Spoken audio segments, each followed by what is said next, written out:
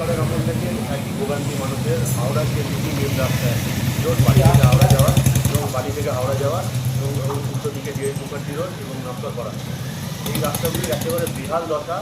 মানুষ যাতায়াত করতে পারছে না, রাস্তা নেই, বলা যেতে পারে খানাখন্দে বা নয়নজলি হয়ে যায়। এবং প্রত্যেক দিন স্কুলের বাচ্চারা টোটো উল্টে যাচ্ছে, যত দুর্ঘটনার সম্মুখীন হচ্ছে। সরকার বদলেছে, হাওড়া পুরসভায় নতুন প্রশাসন হচ্ছে, কী বলবেন কেন এই রাস্তা? আপনাকে একটা বিষয় বুঝতে হবে যে নতুন সরকার যেটা হয়েছে সে সরকারের বয়স হচ্ছে এখন 2.5 মাস। এর আগে যে সরকার ছিল সেই সরকার একটা খুব বড় যোজনা শুরু করেছিল, তার নাম ছিল পথশ্রী। দ্বিতীয়ের নাম ছিল আমার পাড়ায় আমার সমাধান। পাড়ার সমাধান তো হয়েছে, যেখানে প্রয়োজন ছিল না সেখানেও রাস্তা হয়েছে, ফেভার ব্লক বসিয়ে দিয়েছে।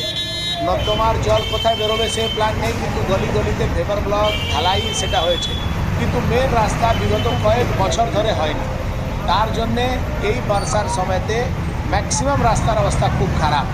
আমরা যেদিন থেকে গভর্নমেন্ট ফরমেশন করেছি সেদিন থেকেই আমরা এই পুরো বিষয়টাকে খুব সিরিয়াসলি নিয়েছি।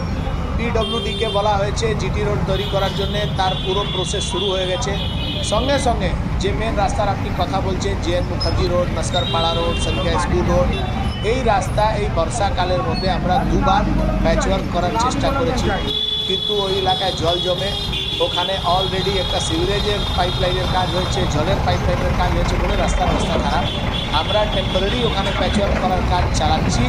বর্ষা শেষ হলেই হাওড়া শহরের 90% থেকে বেশি রাস্তা নতুন করে তৈরি হবে। তার জন্য অলরেডি আমরা প্রসেস শুরু করে দিয়েছি, তার ফান্ড অ্যালটমেন্ট হয়ে গেছে, তার ডিপিআর তৈরি হওয়ার কাজ শুরু হয়েছে। দুর্গা পূজার আগে আপনি হাওড়া শহরের 90% রাস্তা নতুন রূপে দেখতে পারবেন।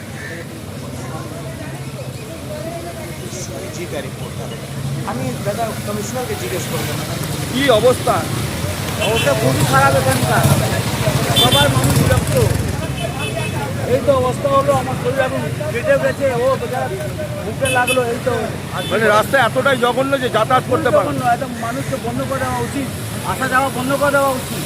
আর তবে ঘটনা ঘটবে, যখন তখন বিপদ ঘটতে পারে। আপনার নাম? আমার নাম হলো ওম প্রকাশ সাউ। Thank you. পরিস্থিতি রাস্তায় এখানকার নতুন সরকার এসছে, আমরা নতুন সরকারের কাছে আশা করি যাতে আমাদের এখানকার রাস্তার প্রতি একটু নজর দেয়। না, পূর্ববর্তী সরকার কিছু করতে পারেনি, তারা 18 বছর চালিয়ে কোনো উন্নতি হয়নি এলাকার। আমি এখানে বহু পুরনো কাজ করি, এই আমাদের সামনে এখানে আমাদের যে জয়েন্টারিং রাস্তাটা কত দূর এরকম? অনেকটা আছে, আপনার আপ টু বেলুন অব্দি এরকম হাল রাস্তা, চলাচলের ক্ষেত্রে খুবই সমস্যা, যখন তখন অ্যাক্সিডেন্টের